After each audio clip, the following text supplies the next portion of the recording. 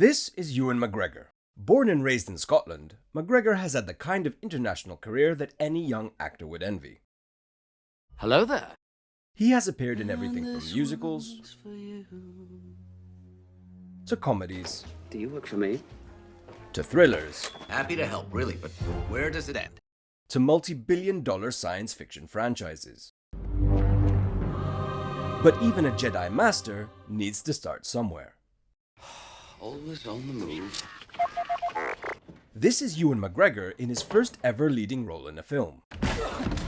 That film was Shallow Grave, a dark British comedy released in 1994. In it, he played the role of the cynical young journalist Alex Law.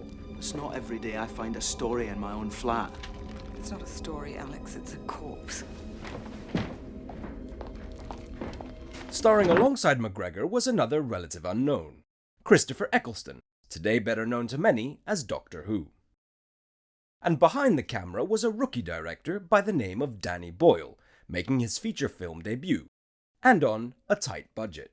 But we had £1 million and we ran out of money. We spent all our money on the sets, which are the flat, and we spent all our money on that, and we ran out of money by the end. We had no money, and so we sold off bits of the set and bits of the furniture, because it's pretty cool furniture. Those efforts paid off, and the film managed to turn a profit.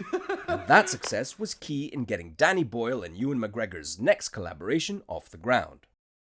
Another low-budget British independent film called Trainspotting. Choose life, choose a job, choose a career. Trainspotting would explode as a cultural phenomenon, propelling McGregor and company to international stardom. Danny Boyle would go on to create a string of high-profile films, including 28 Days Later, Hello! Slumdog Millionaire, Are you ready for the final question? My name is Latika. Okay, Latika. and 127 Hours.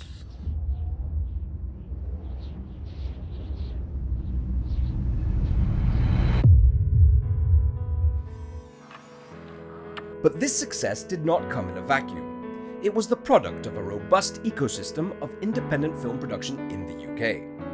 And this is a story that has been repeated in many variations. Before Tom Hiddleston was Loki in the Marvel Universe, he was Oakley in Unrelated.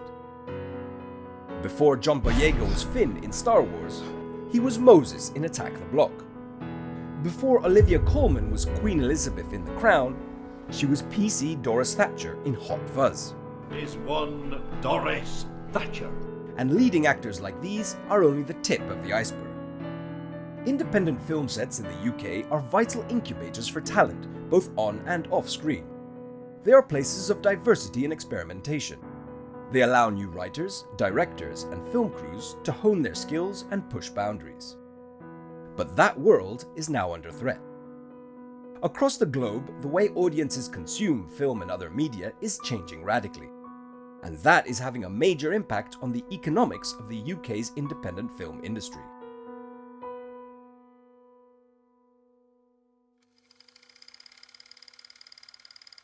Back in 2013, the independent films produced in the UK generated around £1 billion in revenue. Yet just a few years later, that figure had almost halved. Then the pandemic hit. For films shot in 2020, revenue was down by 80% compared to 2013. With concerns rising within the industry, the British Film Institute asked Alma Economics to conduct a review of the sector. This analysis confirms that its very viability is now under threat. Cameras fail, I lose audio. It works. So what happened? To better understand what is happening, here's how a typical independent film makes its money. To develop, shoot, and market a film, investors spend money. The finished film then generates revenue from box office ticket sales, DVD and Blu-ray sales, and digital media and television licensing. In this example, a successful film with a production cost of £5 million generated £40 million in revenue. That may sound like a great margin for the producers, but the reality is much less rosy. Before making any profit, investors must first recoup their initial production costs. Large portions of the revenue generated must also go to the film's distributors. The cinemas showing the film need to be paid too, further eating into profits. In the end, in this example, investors were left with a net profit of just £3 million. And that is when things go well. On many independent films, investors end up making significant losses.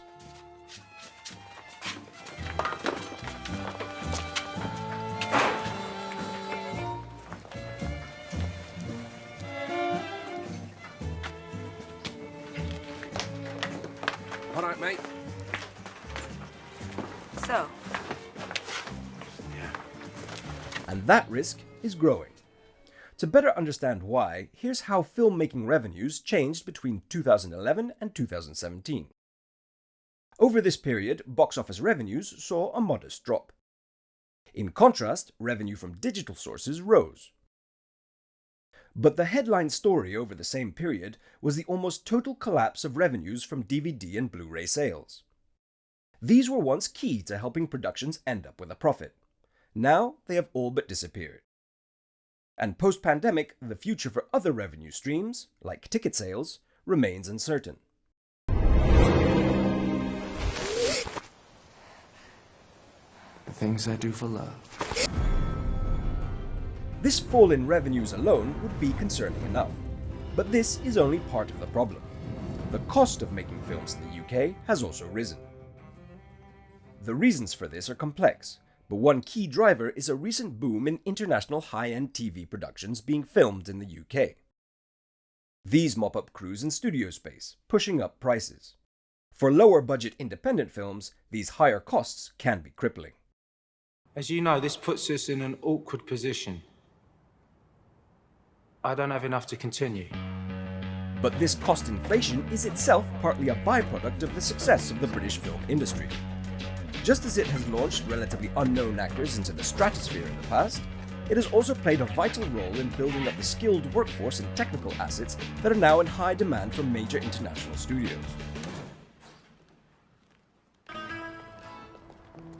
And it is that sort of creation of value that provides the strongest argument for additional measures to support the UK's independent film sector. Now watch out for these fellas.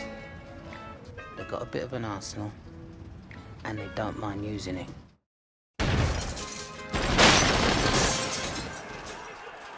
Some may say that any sector where profitability is low should be allowed to collapse under market pressures. But even as independent films struggle to break even, they are helping create other forms of value not captured in most economic spreadsheets.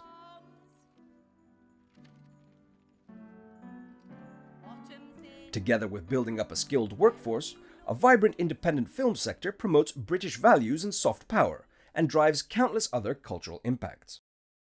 To take just one example, the film Billy Elliot, winner of the Best British Independent Film Award in 2000, is credited with increasing the number of boys enrolling in dance and ballet classes to this day. Ballet? I don't see what's wrong with it. As part of its analysis, Alma Economics identified a set of policy interventions that could help secure the future of the British independent film sector.